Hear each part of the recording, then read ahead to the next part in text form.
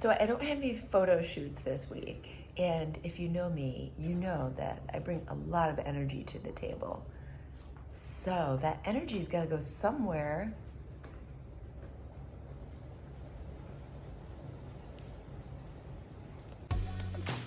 We are taking down this overhang and opening up our kitchen. So here's what it looks like now. This is gonna go completely. This is the view from the kitchen. Half of the drywall is down. I need to take down this other half. And then it's going to be so lovely, very lofty. What kind of work do you do when you're not working?